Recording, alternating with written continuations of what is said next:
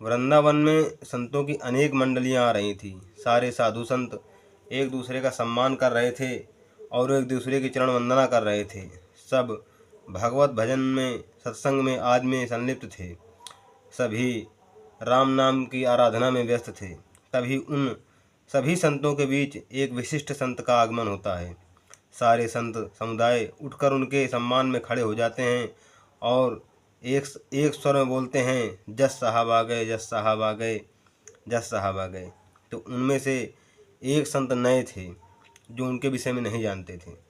उत्सुकतावश उन्होंने पूछ लिया कि इन महानुभाव को जस साहब क्यों कहते हैं। सारे साधु संतों को स्वामी जी, महात्मा जी, बाबा जी आदि कहते हैं, मगर इनको जस साहब क्यों कहते हैं। तब एक जो संत उनके विषय में काफ़ी कुछ जानते थे, उन्होंने बताया कि दक्षिण भारत में एक ग्रामीण अदालत में ये जज हुआ करते थे। एक बार इनकी अदालत में एक भक्त का मुकदमा आ गया। उस भक्त का नाम भोले था। वह सिर्फ नाम तो उसका दूसरा था, मगर उसकी शालीनता, उसकी भक्ति और उसके आचार विचार से लोग उसे भोले भोले कहते थे। भोले से जब भी कोई पूछता, भोले क्या काम हो रहा है, तो बस भोले यही कहते, भैया रघुनाथ जी जाने। भोले घर के हाल चाल कैसा है, भैया रघुनाथ जी जाने। अर्थात रघुनाथ जी उनका एक तकिया कलाम हो गया था कि बस भगवान जो कुछ भी है बस रघुनाथ जी जाने। उसी गांव में एक भगवान श्री रामचंद्र जी का मंदिर था, जिन्हें सारे गांव वाले रघुनाथ जी का मंदिर, रघुनाथ जी का मंदिर आदि नाम से कहते थे। उस मंदिर में एक पुजारी जी भी रहते थे। उन्हीं पुजारी जी की सेवा अर्चना भोले भगत करते रहते थे। झाड़ू पोछा, मंदिर का काम, पानी आज जो उनसे होता उतना कर देते थे। भोले का गृहस्थ जीवन भी था। गृहस्थ जीवन में भोले की एक पुत्री थी, दो पुत्र थे जो अपना काम काज करते थे, अपना खेती बाड़ी करके या मजदूरी करके जीवन यापन कर रहे थे। काफ़ी धन से कमज़ोर परिवार था। पुत्री शादी योग्य हुई, किंतु घर में धन का अभाव था। तो भोले के पुत्रों ने कहा कि हे पिताजी, आप ऐसा करिए, जो गांव के सेठ साहूकार जी महाराज हैं उनके पास आप चले जाइए, जो मूल्य में वो ऋण में ब्याज में धन दें, आप उतना धन ले आइए। भोले गए और बोले, साहूकार महाराज, हमें इतने धन की आवश्यकता है, आप उचित ऋण लगाकर जो आप ऋण तय करते हों वह हमें आप दे दीजिए। साहूकार ने धन दिया कि इतनी इतनी ब्याज की दर से आपको हम इतने दिन के लिए धन दे रहे हैं। भोले ने कहा ठीक है। एक रसीद में ऐसा पूरा बायोडाटा सब पूरा लिख दिया गया। भोले घर आ गए। साल 2 साल में उनके पुत्रों ने धन एकत्र किया और बोले, पिताजी आप जाओ और साहूकार का धन चुकता कराओ। पिताजी भोले भगत गए और बोले, हे सेठ जी महाराज, आज अपना सारा धन ब्याज सहित ले लीजिए हमसे। तो साहूकार ने कहा कि अब धन इकट्ठा हो गया। तो हाँ, बोले, हमारे पुत्रों ने काम किया, मजदूरी की, धन एकत्र किया, पाई पाई जोड़कर हम आपका कर्जा उतारना चाहते हैं। तो सेठ बोला, अच्छी चीज़ है, भले हमारा ले आइए, अच्छी चीज़, हम तो कर्जा ले ही लेंगे। और लेकर उसने पूरा रसीद कर, जो जितना उसने लिखा पढ़ी थे वो सब काट कूट कर अपना ब्याज निकाल कर जो कुछ का हुआ उसका ले लिया उसने, और एक पर्ची बनाकर भोले को दे दी और भोले से कहा, भोले लो, हमारा तुम्हारा हिसाब चुकता हो गया और ये लो रसीद, तो और इसमें पढ़ लो जो कुछ लिखा हुआ है, अपना पढ़ो। तो भोले ने कहा, सेठ जी महाराज, हमें आप पे पूर्ण विश्वास है और हमें भगवान रघुनाथ जी पर पूर्ण विश्वास है, इसमें क्या लिखा हो तो रघुनाथ जी जाने। तो सेठ बोला, क्या आपको पढ़ना लिखना नहीं आता? तो भोले ने मुस्कुरा कर कहा, ये तो रघुनाथ जी जाने, सब उन्हीं की कृपा है, हम तो कुछ नहीं जानते। उसी समय यही बात सुनकर सेठ के मन में पाप आ गया। बोला, ऐसा मूर्ख आदमी कहीं नहीं मिलेगा हमें, चलो इससे धन ऐंठ लेते हैं। तो उसने कहा, भोले जाओ पानी भर लाओ कुएं से, सामने से, हमें प्यास लगी है। तो भोले साधारण व्यक्ति थे और चुपचाप पानी भरने चले गए। इतने में सेठ ने जो पुरानी पर्ची रसीद थी उसे अपने एक डायरी के पेज में बीच में दबा कर रख दी और एक कागज़ में इसे चिली मिलाइयाँ करके रख दिया। अब जब भोले वापस आए तो बोले, लो भोले, तुम्हारी पर्ची रसीद रखी है। भोले पर्ची लेकर आए और सीधा रघुनाथ जी के मंदिर गए और पर्ची वहीं मंदिर में रख दी। कुछ दिनों बाद भोले के पास एक सम्मन आया कि आपको निचली अदालत में बुलावा हुआ है और आपके खिलाफ सेठ ने मुकदमा दर्ज कर दिया है। भोले, एक साधारण एकदम सीधा साधा व्यक्ति, रोने लगा मुकदमा का नाम सुनते ही। जैसा हमारे ग्रामीण लोगों में होता है कि अभी भी कोई सिपाही दरवाजे पर आ जाए तो एक अंदर से बेचैनी, एक सम्मानित आदमी, एकदम निम्न वर्ग का आदमी एकदम टूटने लगता है। भोले गए जज साहब से, बोले जज साहब क्या बात है। जज साहब ने कहा तुमने इनसे कर्जा लिया था, उनका कर्जा क्यों नहीं दिया।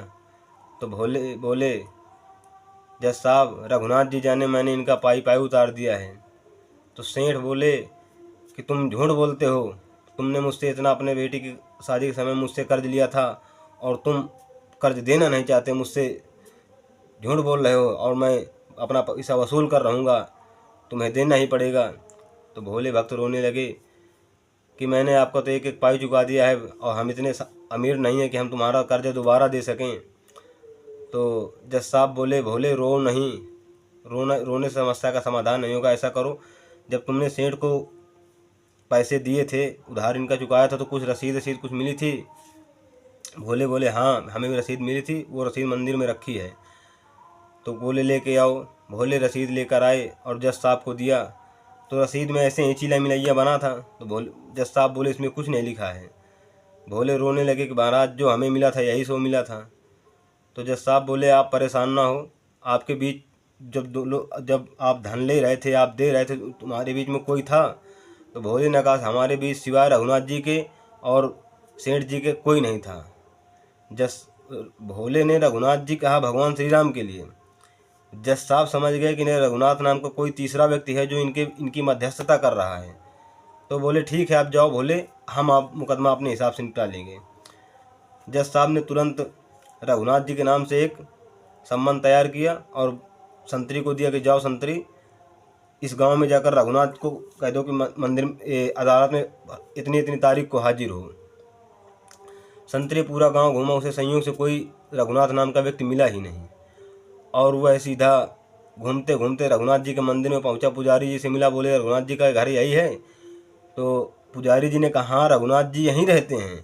पुजारी जी कहने का मतलब है कि रघुनाथ जी का मंदिर घर यही है और मंत्री समझ रहा कि रघुनाथ ये पुजारी जी हैं जो यहीं पर रहते हैं। संतरी ने सम्मन पकड़ा दिया, पुजारी जी ने चुप्पे सोचे से पकड़ लिया। शाम को जब भोले आए तो पुजारी जी ने पूछा क्यों रे, ये मंदिर के नाम से तूने सम्मन क्यों भिजवा दिया। तो भोले बोले रघुनाथ जी जाने मैंने नहीं भेजा, रघुनाथ जी ने मंगा लिया है। तो जज साहब ने कहा भेजा है। तो पुजारी जी ने कहा इतनी इतनी तारीख को तुम्हारी अगली पेशी है और रघुनाथ जी का नाम भी है, उनको भी जाना पड़ेगा। तारीख आई। पुजारी जी सुबह जल्दी उठे और भगवान को नहला धुलाकर बढ़िया पीताम्बर पहनाकर बोले आज उस गरीब आदमी की, उस भक्त की आज परीक्षा है और आपको बुलावा हुआ है। हे रघुनाथ जी, मैं आपसे कुछ नहीं मांगता, निश्चल हृदय से बस यही कह रहा हूँ कि उस भक्त की महिमा न जाने पाए। पुजारी जी को भी ऐसा लग रहा था कि मानो आज भगवान गवाही देने जाएंगे। जज साहब ने मुकदमा शुरू किया। सेठ साहूकार दोनों आ गए, सब आ गए, पूरी सभा भर गई। भोले भी पहुंच गए अपने समय से। संतरी ने आवाज़ लगाई रघुनाथ हाजिर हों, रघुनाथ हाजिर हों, रघुनाथ हाजिर हों। ज्यों ही तीसरी बार आवाज़ लगाई, एक दिव्य चमकता हुआ तेजस्वी लगभग अधेड़ उम्र से ज़्यादा का व्यक्ति एक लाठी के सहारे, लाठी खटखटाता हुआ अदालत की में खड़ा हुआ। उसके तेज के सामने सारे तेजहीन हो गए। जज साहब बोले आप ही रघुनाथ हैं। तो भगवान बोले हाँ हम ही रघुनाथ हैं। तो जज साहब ने कहा क्या गवाही देंगे। तो रघुनाथ जी ने कहा कि इस सेठ के यहाँ इसकी इस चौथे नंबर अलमारी में, इसके तीसरे रैक में, 10वीं फाइल में, इतने पृष्ठ पर वो पर्ची रखी हुई है और नहीं तो इससे जाकर मिलवा लो। जज साहब ने सेठ को वहीं रोका और अपने आदमी भेजकर चाबी दिलवा कर जाओ वो फाइल निकाल कर लाओ। फाइल आई, उतने ही पेज पर वो पर्ची निकली जिसमें लिखा था भोले ने सारे कर्ज निपटा दिए। मुकदमा भोले के पक्ष में आ गया। भोले गिड़गिड़ाने लगे और तुरंत इतना कहकर रघुनाथ जी मंदिर अदालत से बाहर आए और अंतर ध्यान हो गए। जज साहब को बात नहीं हजम हुई, बोले इतने दिन हमें मुकदमा सुनाते हुए हो गए, इतना सटीक पता कि यहाँ रखे ये कौन है। जज साहब तुरंत भोले के पास आए और बोले, भोले ऐसा व्यक्तित्व मैंने आज तक नहीं देखा, ये कौन है। तो भोले ने कहा, यही तो हमारे रघुनाथ जी हैं।